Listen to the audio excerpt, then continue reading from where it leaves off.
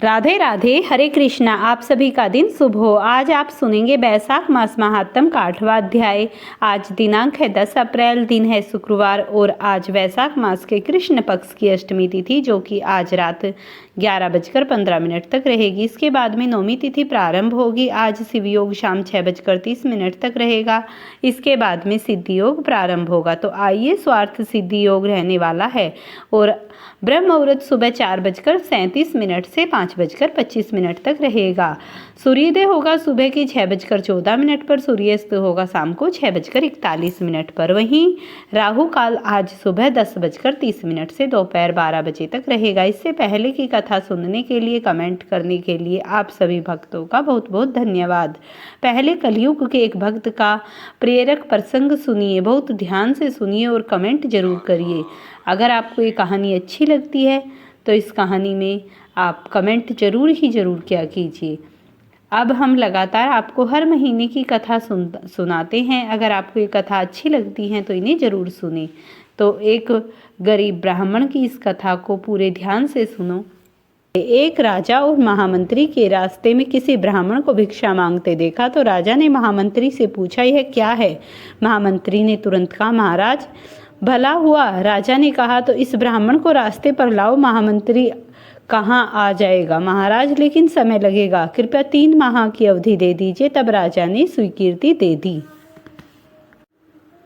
स्वीकृति को मिलने के बाद महामंत्री उसी ब्राह्मण के घर गया और ब्राह्मण से विद्वान होकर भी भिक्षा मांगने का कारण पूछा। ब्राह्मण देव ने बताने पर महामंत्री ने कहा, हे ब्राह्मण देवता, कल से प्रातः आप 4 बजे जाग जाइए और हर दिन 2 घंटे हरे कृष्णा हरे कृष्णा हरे कृष्णा हरे राम राम राम हरे हरे का जप कीजिएगा।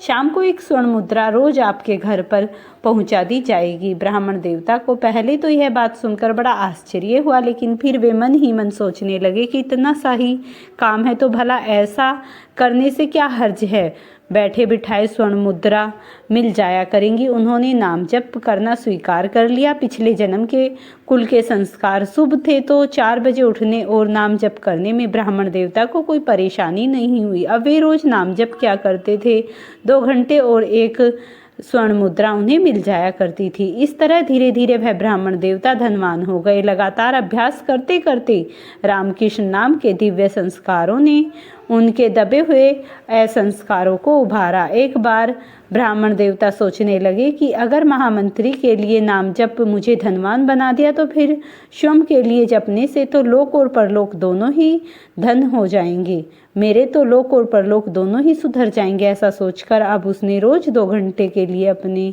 लिए नाम जप करना प्रारंभ कर दिया। भगवान की ऐसी कृपा हुई कि ब्राह्मण की कामनाएं समाप्त हो गई और हर दिन ब्राह्मण ने खुद महामंत्री से कहा कि अब कृपया कर सोने की मुद्रा मत भेजा करे, मैं केवल अपने लिए ही नाम जप करूंगा। भगवान के नाम का स्मरण जप और उपासना ने मेरे अंदर विवेक और वैराग्य को जागृत कर दिया, इसीलिए मुझे अब भगवान की भक्ति की लगन लग गई है। प्रेम से बोलिए श्री हरि विष्णु भगवान की जय हो। तब नारायण बोले, नारद, उस मंत्र के आराध्य देव गोलोकनाथ गोप गोपीश्वर सर्व समर्थ परिपूर्णतम भगवान श्री कृष्ण हैं।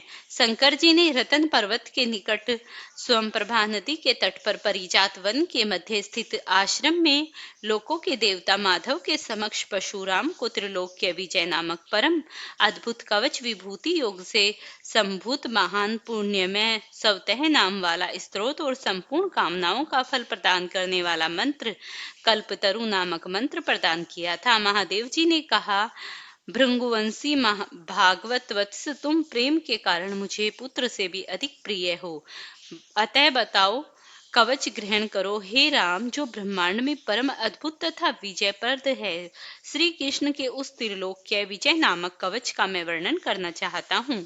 सुनो, पूर्व काल में श्री कृष्ण ने गोलोक में स्थित वृंदावन नामक वन में राधिकाश्रम में रास मंडल के मध्य यह कवच मुझे दिया था। यह अत्यंत गोपनीय तत्व संपूर्ण मंत्र समुदाय का विग्रह स्वरूप पुण्य से भी बढ़कर पुण्यान्तर परमोत्कर्ष उत्कृष्ट है और इसे स्नेहवश मैं तुम्हें बता रहा हूँ, जिसे पढ़कर और धारण करके मूल प्रकृति भगवती आग शक्ति ने तुम निशुंभ महिषासुर और रक्त बीज का वध किया था, जिसे धारण करके मैं लोकों का संहारक और संपूर्ण तत्वों का जानकार हुआ हूँ तथा पूर्व काल में जो दुरंत और अवध्य थे उन त्रिपुरों को खेल ही खेल में दग्ध करा सका हूँ, जिसे पढ़कर और धारण करके ब्रह्मा ने इस उत्तम सृष्टि की रचना की थी, जिसे धारण करके भगवान शेष सारे विश्व को धारण करते हैं, जिसे धारण करके कुमराज शेष को लीला पूर्वक धारण किए रहते हैं, जिसे धारण करके स्वयं सर्वव्यापक भगवान वायु विश्व के आधार हैं, जिसे धारण करके वरुण सिद्ध और कुबेर धन के स्वामी हुए, जिसे पढ़कर एक स्वयं इंद्र देवताओं के राजा बने, जिसे धारण करके तेजो राशि स्वयं सूर्य भवन में प्रकाशित होते हैं, जिसे पढ़कर एवं धारण करके चंद्रमा महान बल और पराक्रम से संपन्न हुए हैं, जिसे पढ़कर एवं धारण करके महर्षि अगस्त्य सातों समुद्रों को पी गए और उन्हीं की वार्तापी नामक दैत्य को पचा गए, जिसे पढ़कर एवं धारण करके पृथ्वी देवी सबको धारण करने में समर्थ हुई, जिसे पढ़कर एवं धारण करके गंगा स्वयं पवित्र होकर त्रिभुवनों का सेवन करने वाली बनी, जिसे धारण करके धर्मात्माओं में श्रेष्ठ धर्म लोकों के साक्षी बने, जिसे धारण करके सरस्वती देवी संपूर्ण विद्याओं की अधिष्ठात्री हुई, जिसे धारण करके परातात्मक लक्ष्मी लोगों के घर अन्न प्रदान करने वाली हुई, जिसे धारण करके सावित्री ने वेदों को जन्म दिया, भृंग अनंत जिसे पढ़कर धारण करके वे धर्म के वक्ता हुए, जिसे पढ़कर और धारण करके अग्नि सुद एवं तेजस्वी हुई और जिसे धारण करके भगवान सनत कुमार को ज्ञानियों में सर्वश्रेष्ठ स्थान मिला। जो महात्मा साधु एवं श्री कृष्ण हो उसी को केवल यह कवच देना चाहिए, क्योंकि सठ तथा दूसरों के शिष्यों को देने से दाता मृत्यु को प्राप्त हो जाता है। इस त्रिलोक्य विजय कवच के प्रजापति ऋषि हैं, गायत्री छंद है, स्वयं रोरर देवता हैं और त्रिलोक्य की विजय प्राप्ति में इसका विनियोग कहा गया है। यह परातत्व कवच तीनों लोकों में दुर्लभ है। ओम श्री कृष्णाय नमः। सदा मेरे सर की रक्षा करे। कृष्णाय स्वाहा। यह पंचाक्षर सदा कपाल को सुरक्षित रखे। कृष्ण नेत्राओं के कृष्णाय स्वाहा। पुतलियों की रक्षा करे। हरे नमः। सदा मेरी भ्रुकुटियों को बचाए। ओम गोविंदाय स्वाहा। मेरी नासिकाओं की सदा रक्षा करे। गोलोकाय नमः। मेरे गढ़ स्थलों की सदा सब ओर से रक्षा करे। ओम गोपांक गणेशाय नमः। सदा मेरे कानों की रक्षा करे। ओम कृष्णाय नमः। निरंतर मेरे दोनों होठों की रक्षा करे। ओम गोविंदाय स्वाहा। सदा मेरी दंत पंक्ति की रक्षा करे। ओम कृष्णाय नमः। दांतों की रक्षा तथा क्लिंग दांतों के उग्र भाग की रक्षा करे। ओम श्री कृष्णाय स्वाहा। सदा मेरी जीवा की रक्षा करे। रासेश्वाय स्वाहा। सदा मेरे तालु की रक्षा करे। राधिकाय स्वाहा। सदा मेरे कंठ की रक्षा करे। गोपाय नेशाय नमः। सदा मेरे वक्ष स्थल की रक्षा करे। ओम गोपेशाय। सदा मेरे कंधों की रक्षा करे तथा ओम हिंगिंग क्लिंग कृष्णाय स्वाहा। सदा मेरे हाथ पैरों की रक्षा करे। ओम वैष्णवे नमः। सदा मेरे दोनों भुजाओं की रक्षा करे। ओम ही भगवते स्वाहा। सदा मेरे नखों की रक्षा करे। ओम नमो नारायणे। सदा नख छिद्रों की रक्षा करे। ओम ही हंग पदानाभ्ये नमः। सदा मेरी नाभि की रक्षा करे। ओम सर्वेशाय स्वाहा। सदा मेरे कंकाल की रक्षा करे। गोपी रमणीय स्वाहा। सदा मेरे निस्तंभ की रक्षा करे। ओम गोपी रमण नाथाय स्वाहा। सदा मेरे पैरों की रक्षा करे। ओम ह्रीं श्रीं ऋषिकेशाय स्वाहा। सदा मेरे सर्वांगों की रक्षा करे। रोमों की रक्षा करे। ओम श्री सिंह ऋषिकेशाय नमः। सदा मेरे सर्वस्व की रक्षा करे। परिपूर्णतः श्री कृष्णपुर दिशा में सर्वदा मेरी रक्षा करे। श्री हरि पश्चिम दिशा में रक्षा करे। गोविंदाय व्याय कोण नित्य निरंतर मेरी रक्षा करे। वृंदावनी के प्राणनाथ उग्र भाग में मेरी रक्षा करे। सदा मुझे सुरक्षित रखे। माधव सोते समय तथा जागृत काल में सदा मेरे पालन करे तथा जो सबके अंतरात्मा निर्लेप और तथा सर्वव्यापक हैं। हे भगवान, आप मेरी रक्षा करे। वत्स, इस प्रकार मैंने त्रिलोक्य विजय नामक कवच, जो परम अनोखा तथा समस्त मंत्रों समुदाय का मूर्तिमान स्वरूप है, तुम्हें बतला दिया। मैंने इसे श्री कृष्ण के मुख से श्रवण किया था, इसे जिसे किसी को नहीं बतलाना चाहिए था। जो विधि पूर्वक गुरु का वचन करके इस कवच को गले में धारण करके दाहिनी भुजा पर धारण करता है, वह श्री विष्णु तुल्य हो जाता है। इसमें संशय नहीं है। वह लक्ष्मी और सरस्वती भी वहां पर निवास करती हैं।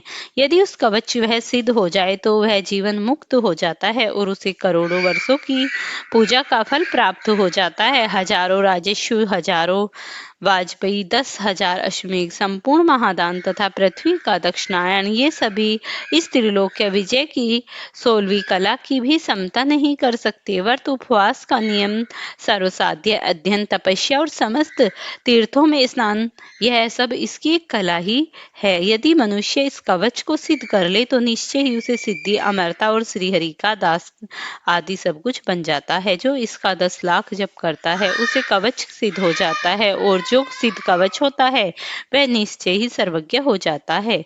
परंतु जो इस कवच को जाने बिना ही श्री कृष्ण का भक्त भजन करता है उसकी बुद्धि अत्यंत मंद है। उसे करोड़ों कल्पों तक जप करने पर भी सिद्ध मंत्र सिद्धिदायक नहीं होता। बस इस कवच को धारण करके तुम आनंद पूर्वक निशंक होकर अनायासी किस बार पृथ्वी पर क्षत्रियों को शून्य कर डालो। पुण्य प्राण संकट के समय राज्य दिया जा सकता है, सर कटाया जा सकता है और प्राणों का परित्याग भी किया जा सकता है, परंतु ऐसे कवच का दान कभी नहीं किया जाता। इति श्री कृष्णाय कवचम पाठ संपूर्णम। एवं प्रसंग के अनुसार जब एक बार राजा अम्बरीश दीर्घ काल तक तप करने के बाद गंगा तीर्थ की ओर जा रहे थे, तभी मार्ग में उन्हें देवऋषि नारद जी के दर्शन हुए। विनय पूर्वक राजा ने देवऋषि से प्रश्न किया, देवऋषि, ईश्वर ने प्रत्येक वस्तु में किसी श्रेष्ठ कोटि की रचना की है, लेकिन मासों में कौन सा मास सर्वश्रेष्ठ है? इस पर नारद जी ने कहा, जब समय विभाजन हो रहा था उस समय ब्रह्मा जी ने वैशाख मास को अत्यंत पवित्र सिद्ध किया।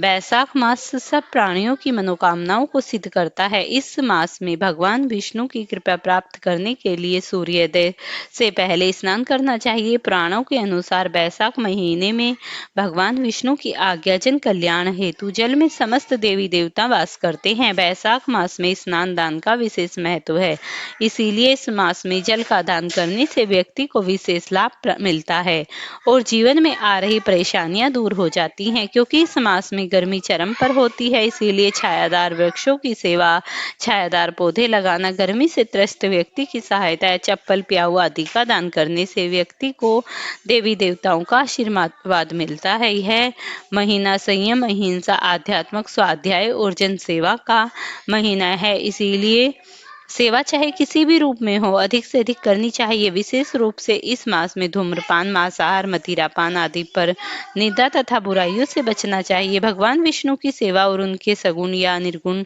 स्वरूप मुट्ठी भर जल अर्पण करना चाहिए। फिर चाहिए कि वैशाख मास की सुबह में इस राशि में होने पर औपचारिक रूप से अर्घ्य दे रही हूँ, कृपया स्वीकार करें। वैसे तो वैशाख मास के सभी दिन महत्वपूर्ण है, लेकिन एकादशी का विशेष महत्व है। स्नान, दान, होम, देव पूजा आदि आदर्श कर्म, जप, स्तोत्र तथा कथा श्रवण जैसे कर्म फलदायक होते हैं। जो लोग रोग और घोर दरिद्रता से पीड़ित हैं वे पुराण से मुक्त हो जाते हैं। प्रेम से बोलिए श्री हरि विष्णु भगवान की जय। अब आप सुनिए तुलसी माता तथा सीता माता की नित्य प्रति। सीता माता का हर रोज का नियम था, वह प्रभु श्री राम को कथा सुनाया करती थी। को किसी काम के लिए बाहर जाना पड़ गया तो सीता माता कहने लगी कि प्रभु, मेरा तो 12 वर्ष का नित्य नेम है, अब मैं बाहर जाएंगे तो मैं कथा किसको सुनाऊंगी? श्री राम ने कहा, तुम कुएं की पाल पर जाकर बैठ जाओ, वहां औरतें पानी भरने आती हैं, उन्हें तुम अपनी कथा सुना देना। सीता माता कुएं की पाल पर जाकर बैठ जाती है। एक स्त्री आई, उसने रेशम की जरी साड़ी पहन रखी थी और सोने का घड़ा ले रखा था। सीता माता उसे देखकर कहती है, बहन, मेरा 12 वर्ष का नित्य नेम सुन लो। वह स्त्री बोली कि मैं तुम्हारा नित्य नेम सुनूंगी तो मुझे घर जाने में देर हो जाएगी और मेरी सास मुझसे लड़ेगी। उसने कहानी नहीं सुनी और वह ऐसे ही चली गई। उसकी रेशम जरी की साड़ी पट गई, सोने का घड़ा मिट्टी के घड़े में बदल गया। सास ने देखा तो पूछा कि यह किस दोस्त को अपने सर लेकर आई है। बहू ने कहा कि कुएं पर एक औरत बैठी थी, उसने कहानी सुनने के लिए कहा, लेकिन मैंने उसकी कहानी नहीं सुनी। उसी का यह परिणाम हुआ। बहू की बात सुनकर अगले दिन वही साड़ी और घड़ा लेकर सास कुएं की पाल पर गई। सास को वही माता सीता बैठी मिली और माता सीता ने कहा, बहन मेरी कहानी सुन ले। सास बोली कि एक बार छोड़, मैं तो 4 बार कहानी सुन लूंगी। राम आए लखन आए, देश के पुजारी आए, नित नेम का नेम लाए। राम आओ बैठो राम, तपी रसोई जियो राम, माखन मिश्री खाओ राम, दूध बतासे पायो राम, सूत के पल को माठो राम, साल दुसाला पाठो राम, साल दुसाला ओढ़ो राम, जब बोलूं तब राम ही राम, राम सवारे सबके काम, खाली घर भंडार बड़े भरेंगे, सबका बेड़ा पार करेंगे, जय श्री राम जय श्री राम। सास बोली कि बहन कहानी तो बहुत अच्छी लगी। कहानी सुनकर सास चली गई और उसकी साड़ी फिर से जरी की बन गई, मिट्टी का घड़ा फिर से सोने के घड़े में बदल गया। बहू कहने लगी, सासू माँ आपने ये सब कैसे किया? सास ने कहा कि बहू तू दोष लगा के आई थी और अब मैं दोष उतार कर आ रही हूँ। बहू ने फिर सास से पूछा कि कुएं वाली स्त्री कौन है? सास बोली कि वे सीता माता थी, वो पुराने को नया कर देती हैं, खाली घर के भंडार भर देती हैं, वह लक्ष्मी जी का वास घर में कर देती हैं, आदमी जो भी हो इच्छा उसे पूरी कर देती हैं। बहू बोली कि ऐसी कहानी मुझे भी सुना दो। सास बोली कि ठीक है, तुम भी सुनो। सास ने कहानी सुनानी प्रारंभ कर दी। राम आए लखन आए, देश के पुजारी आए, नित नेम का नेम लाए, आओ राम बैठो राम, तपी रसोई जियो राम, माखन मिश्री खाओ राम, दूध बतासे पायो राम, सूत के पल को बांटो राम, साल दुसाला पाठो राम, साल दुसाला ओढ़ो राम, जब बोलूं तब राम ही राम, राम सवारे सबके काम, खाली घर भंडार भरेंगे, सबका बेड़ा पार करेंगे, जय श्री राम जय श्री राम, राम राम जय जय राम। कहानी सुनकर बहू बोली कि कहानी तो बहुत अच्छी लगी। सास ने कहा ठीक है, इस कहानी को रोज कहा करेंगे। अब सास बहू रोज सवेरे उठती, नहाती धोती और पूजा करने के बाद नित्य नेम की कहानी सीता माता से कहती। एक दिन उसने यहाँ एक पड़ोसन आई और सास बोली कि बहन जरा सी आंच दे देना। वह पड़ोसन उसकी सास को कहने लगी। वह बोली कि आज तो भी हमने जलाई ही नहीं। पड़ोसन ने कहा, तुम तो सवेरे 4 बजे उठकर क्या कर रही हो? फिर उन्होंने कहा कि सुबह उठकर हम पूजा करते हैं, फिर सीता माता की नित्य नेम की कथा कहते हैं।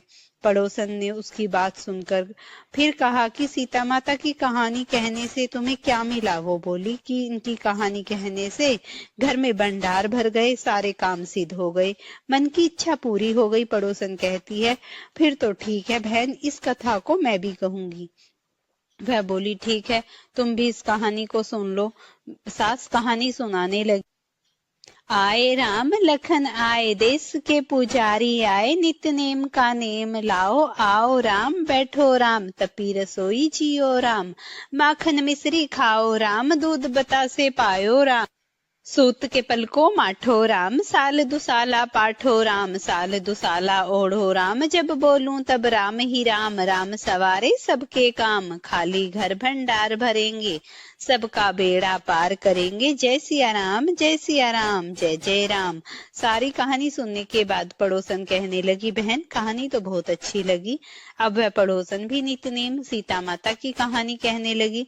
कहानी कहने से सीता माता ने पड़ोसन के घर में भी भंडार भर दिए। हे सीता माता, जैसे आपने उनके घर में भंडार भरे, वैसे भी आप हमारे घर के भंडार भरना। कहानी सुनने वाले और कहने वाले सबको सुखी रखना। प्रेम से बोलिए सीता मैया की जय। अब आप सुनिए आज का महात्म। भगवान नारायण से पूछो, हे वेदताओं में श्रेष्ठ भगवान सर्वप्रथम लक्ष्मी जी की किस पूजा किसने की? इन देवी का कैसा स्वरूप है और किस मंत्र से इनकी पूजा होती है? आप मुझे इनका गुणगान सुनाने की कृपा करिए। और तब भगवान नारायण कहते हैं, प्राचीन समय की बात है, सृष्टि आदि में पारब्रह्म परमात्मा भगवान श्री कृष्ण के वाम भाग से रास मंडल में भगवती श्री राधा प्रकट हुई। उन परम सुंदरी श्री राधा के चारों ओर वट वृक्ष शोभा दे रहे थे। उनकी अवस्था ऐसी थी मानो 12 वर्ष देवी हो। निरंतर रहने वाला तरुण में उनकी शोभा बढ़ा रहा था और उनका दिव्य विग्रह ऐसा प्रकाशमान था मानो श्वेत चंपन का पुष्प हो। उन मनोहरिणी देवी के दर्शन परम सुखी बनाने वाले थे। उनका प्रसन्न सुमुख शरद पूर्णिमा की कोटि कोटि चंद्रमाओं की प्रभा से पूर्ण था। उनके विकसित नेत्रों के समान शरद काल के मध्याह्न कली कमलों की शोभा की भी छिप जाती थी।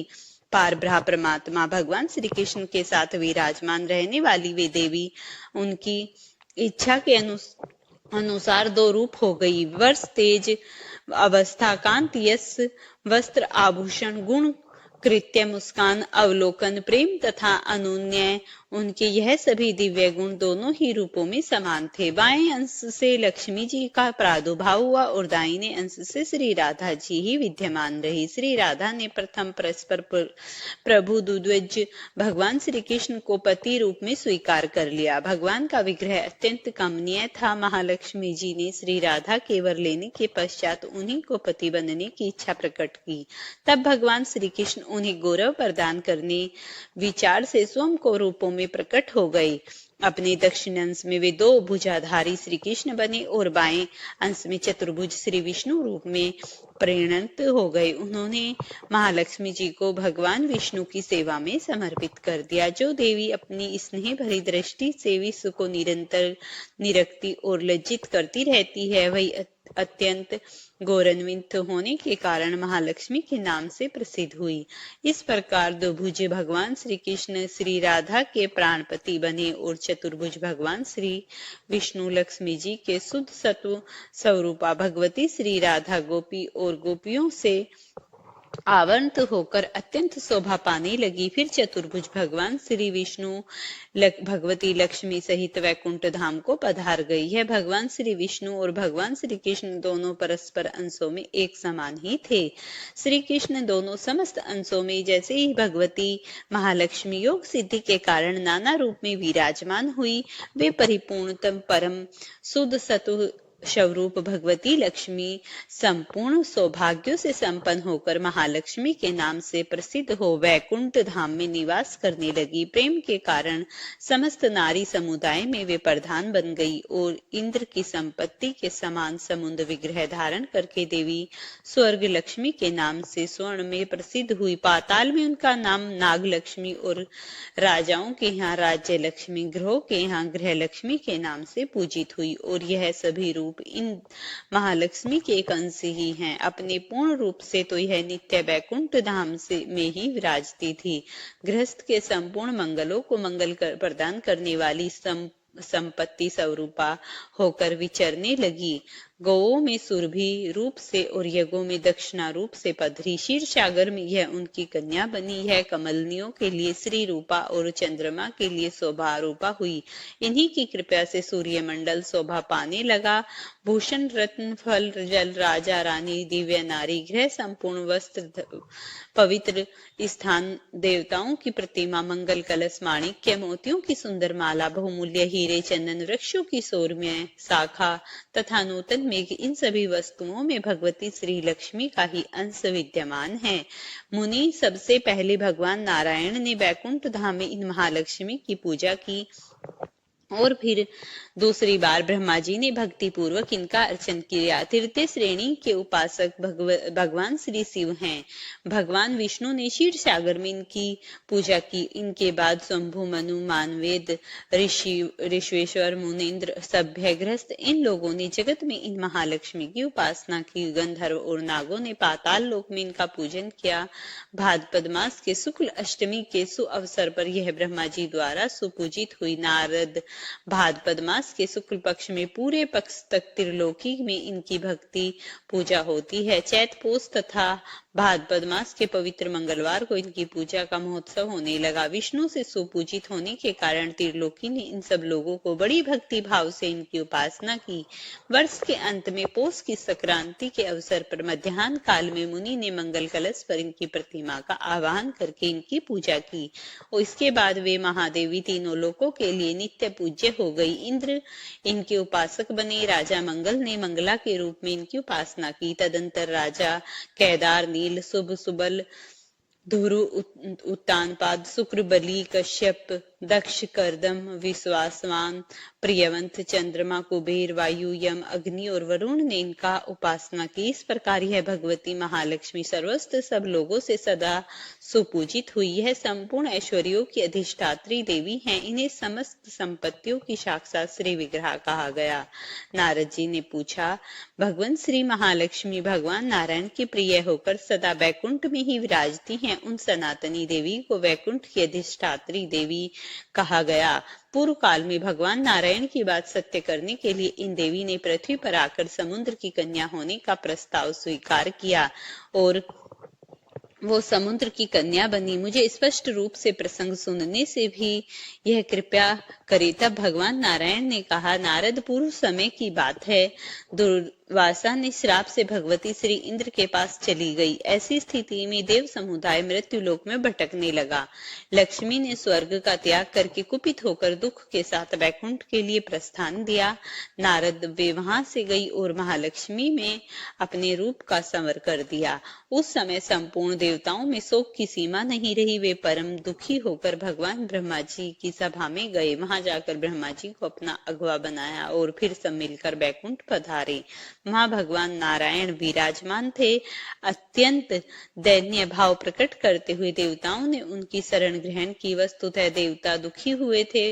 उनके वैकुंठ, ओट और तालु तक सूख गए। तब पुराण पुरुष भगवान श्री हरि की आज्ञा मानकर वे सर्व संपत्ति स्वरूपा लक्ष्मी अपनी कला से समुद्र की कन्या हुई। देवताओं और दैत्यों ने मिलकर क्षीर सागर का मंथन किया था। उससे महालक्ष्मी का प्रादुर्भाव हुआ। भगवान विष्णु ने उनका साक्षात किया। इस अवसर पर इन संपन्न वंदना देवी ने देवताओं को वर दिया और क्षीर सागर में शयन करने वाले भगवान विष्णु को वरमाला अर्पण कर वे स्वयं उन्हीं के पास चली गई। नारद उनकी कृपा से देवताओं और असुरों के हाथ में गया और पुण्य प्राप्त होगा। इसके बाद देवता उन्हें भली भांति पूजा करके निरापद होकर सर्वस्त्र आनंद करने लगे। ब्रह्मा जी ने पूछा, ब्रह्मनिष्ठ और तत्वज्ञ मुनिवर दुर्वासा ने कब, क्यों और किस अपराध के कारण इंद्र को श्राप दिया था और देवताओं ने किस रूप से समुद्र का मंथन किया? किस स्त्रोत से प्रसन्न होकर देवी ने इंद्र को साक्षात दर्शन दिए? प्रभु इंद्र और दुर्वासा किस प्रकार का संवाद हुआ था, सब बताने की कृपा करे। भगवान नारायण कहते हैं, नारद, प्राचीन काल में मुनि दुर्वासा वैकुंठ कैलाश शिखर पर जा रहे थे। इंद्र ने उन्हें देखा। मुनिवर का भ्राह तेज से प्रदीप्त हो रहा था। वे ऐसे जान पड़ रहे थे मानो ग्रीष्म काल के मध्याह्न कलिक सूर्य के सहस्त्रों प्रभाव से संपन्न हो। उनकी स्वच्छ जटाएं तपाए हुए सोने के समान चमक रही थी। वे श्वेत वर्ण का यज्ञोपवीत धारण किए हुए थे। उनके हाथों में मृगशम दंड और कमंडलू शोभा पा रहे थे। उनके ललाट पर महान उज्जवल तिलक चंद्रमा के समान जान पड़ता था। वेद वेदांत के परागामी असंख्य शिष्य उनके साथ विद्यमान थे। उन्हें देखकर इंद्र ने मस्तक झुकाकर प्रणाम किया। उनके शिष्यों को भक्ति पूर्वक प्रसन्नता के साथ इंद्र ने संतुष्ट किया। तब मुनि सहित मुनि दुर्वासा ने शुभ आशीर्वाद दिया और भगवान द्वारा परम मनोहर परिजात भी उन्हें समर्पित किया। राजश्री के गर्भ से गर्वित इंद्र ने जरा मृत्यु और शोक का विनाश करने वाले मोक्षदायिनी उस पुष्य को लेकर अपने ऐरावत हाथी के मस्तक पर रख दिया। उस पुष्य का स्पर्श होते ही गुण रूप तेजोर अवस्था इन सब से संपन्न होकर ऐरावत हाथी भगवान विष्णु के समान हो गया। फिर वह इंद्र को छोड़कर घोर वन में तपस्या के लिए चला गया। प्रेम से बोलिए श्री हरि विष्णु भगवान की जय हो। प्रिय भक्तों, अगर आपको ये कथा पसंद आई हो तो इसे लाइक और शेयर करना। चैनल पर नए हैं तो चैनल को सब्सक्राइब कर